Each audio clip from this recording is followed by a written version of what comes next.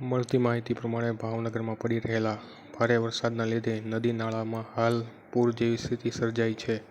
આજે સાંજે 6 વાગ્યાની આસપાસ બનેલી ઘટના મુજબ તમિલનાડુ પાસિંગની ટુરિસ્ટ બસ 25-27 મુસાફરો સાથે ભાવનગરના ખોડિયાર ગાથબ નજીક માલેશ્રી નદીના નાળે ફસાઈ છે। પાણીના ભારે પ્રવાહથી આ બસ મુસાફરો સાથે ફસાઈ છે। મુસાફરો ખોડિયાર નિષ્કલંક મહાદેવના દર્શને આવેલ હતા।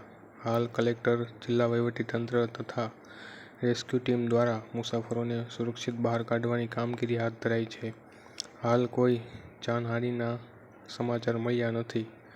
જુઓ આ વિડીયો।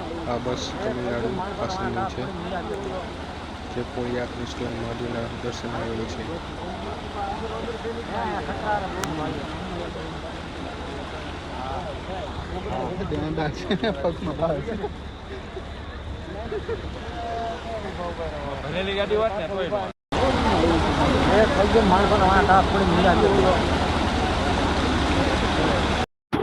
બીજાને જીવ આવ્યો તો મારે છે તો બાંધી દઈએ દોડે બાંધે થોડું કઈ થાય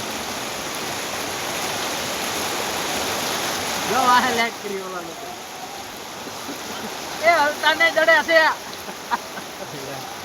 જીવડાઓમાં તમે એને